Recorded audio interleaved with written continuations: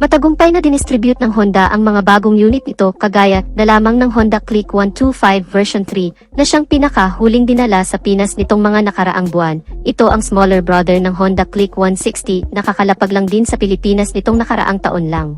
At kung mapapansin nga natin, ay sunod-sunod ngang dinala ng Honda Philippines ang mga upgraded version ng mga previous model nito dito sa Pilipinas at buwan nga lang ang pagitan ay agad nitong sinundan ng bagong Airblade 160. Madami ang namangha dahil sa ginawang upgrade ng Honda, magmula 150cc na ginawang 160cc, at kung ang Honda Click 160 ay may smaller brother na 125cc, ganun din ang Airblade 160, dahil meron naman itong little brother na Honda Airblade 125, at ito ang pag-uusapan natin for today's video. Welcome ulit sa ating panibagong video. Bago tayo magpatuloy, kung bago ka pa lang sa channel ko ay huwag kalimutan na mag-subscribe. Pakihit na rin ang notification bell icon para lagi kang updated sa ating mga bagong video upload. Isama mo na rin pindutin ang like button bilang suporta sa ating munting channel at huwag din kalimutang i-follow ang ating Facebook page. At sa mga nakasubscribe na, maraming salamat sa walang sawang pagsuporta. Ang Honda Airblade 125 ay inilabas sa bansang Vietnam taong 2020 at 3 taon na itong namamayagpag sa kanilang bansa.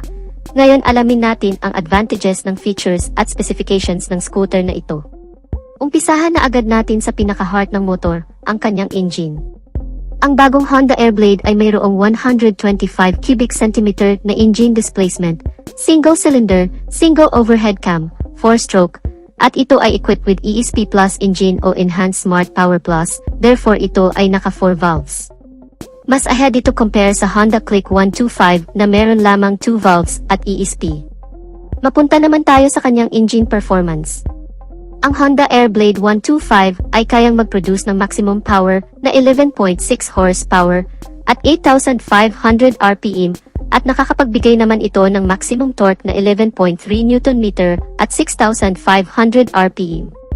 Mas mataas ang bilis nitong taglay at lakas kumpara sa mga ibang scooter dahil may bilis itong 11 horsepower at lakas na 11 Nm kaya pagdating sa top speed ay hindi ka dito mapapahiya dahil may ibibilis pa ito pagdating sa pabilisan.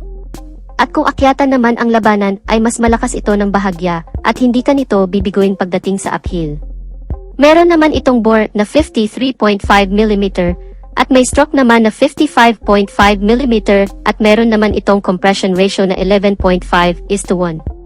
At para sa mga hindi pa nakakaalam ang bore and stroke pag ito ay yung kinumpyut ay dito mo malalaman kung ilang cubic centimeter ang engine displacement meron ang isang motor. Isa din sa pinagmamalaki ng scooter na ito ay ang kanyang liquid cooling system, gaya din ng Honda Click 125, pareho itong naka-liquid cooled. Malaking advantage ito ng Honda Airblade kumpara sa ibang mga scooter, gaya ng Suzuki at Yamaha na naka-air cooled pa lamang pagdating sa kanilang 125cc segment, kaya panalong-panalo ka sa Airblade 125 dahil naka-liquid cooled na ito at kahit saan ka man magpunta malapit man o malayo ay makakasigurado ka na always in, proper good condition palagi ang engine ng scooter. Kung mahilig ka naman sa long endurance ay maasahan mo ang Honda Airblade 125 dahil kaya nitong tumagal sa haba ng biyahe, maghapon man o magdamag, kaya wala kang magiging problema pagdating sa overheating issue. Pag-usapan naman natin ang mga smart features na mayroon ang Honda Airblade 125. Una, ito ay equipped with ISS, bagay na hindi mo pa din makikita sa Honda Click 125 version 3. Para sa mga hindi pa nakakaalam, ang IECs o idling stop and start system ay malaking bagay lalo na sa ma-traffic na lugar, gaya ng Metro Manila na nakakaranas ng matinding traffic dahil kapag nakahinto ang scooter sa stoplight o naipit sa matinding trapiko sa loob lamang ng 3 segundo, ang engine ng motor ay mag-automatic shut off upang makapagpahinga ang makina.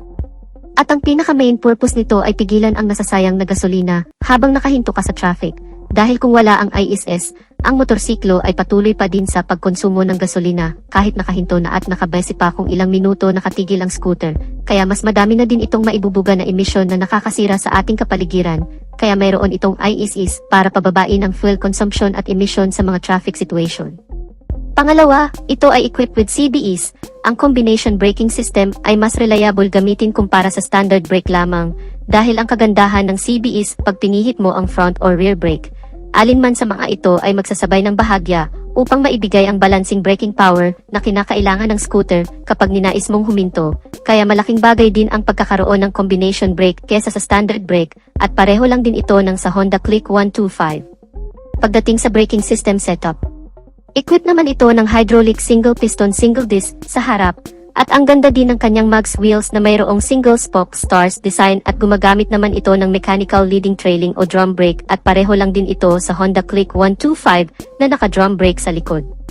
Pangatlo, ito ay equipped with side stand cut-off switch. Ang function naman nito ay hindi aandar ang makina kapag nakababa ang side stand ng motor. Isa din itong safety features na maituturing.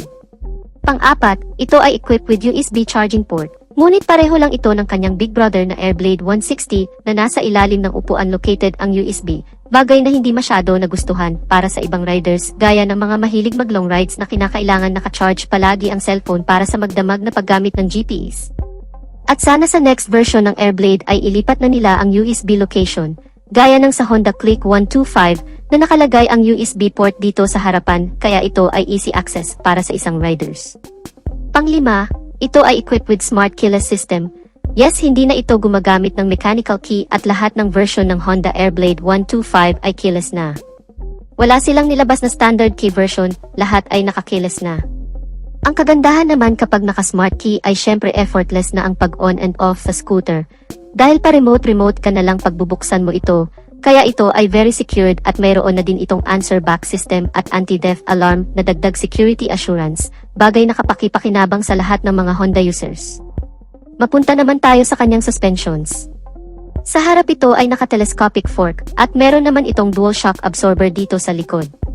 Ang kagandahan sa naka-dual shock ay ideal ito sa mga heavy loads dahil mas mabigat ang kaya nitong buhatin at ikarga, o di kaya ay pag mayroon kang iangkas, at mas balance ang force na kaya nitong ibigay na nagpapanatili sa mataas na stability ng motorsiklo at mas maganda ang bouncing performance nito pagdating sa mga heavy workloads.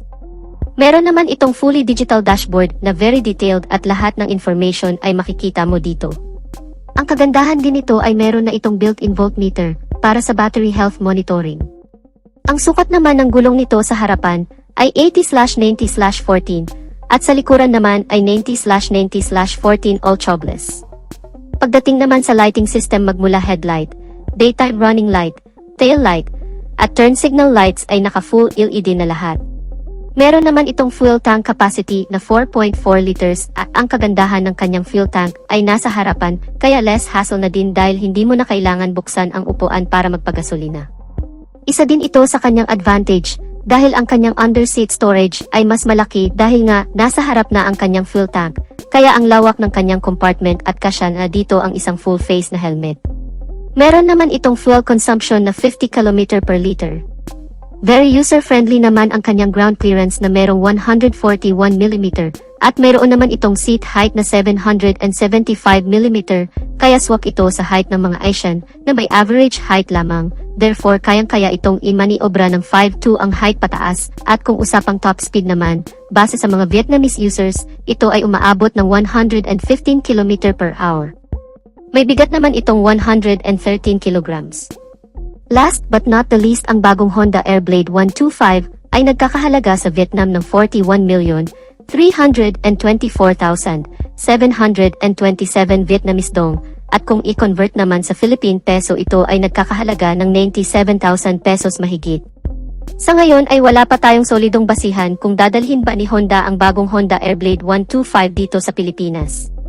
Sana nga ay dumating ang araw na dalhin nila ito dito sa ating bansa, since ang Vietnam ay part ng Asian country at kapitbahay lang ng Pilipinas ay maaari itong dalhin pagdating ng takdang panahon. So dito na natin tatapusin ang video natin mga ka-Wizard Moto. Sana nagustuhan ninyo ang video, at kung nagustuhan nyo ay pakipindot ang like button bilang suporta na rin sa ating channel, at sa mga hindi pa nakasubscribe ay inaanyayahan ko kayo kapatid na mag-subscribe sa aking channel, para lagi tayong updated sa mga videos na i-upload ko pa. Maraming salamat sa walang sawang pagsuporta. Ride safe and God bless.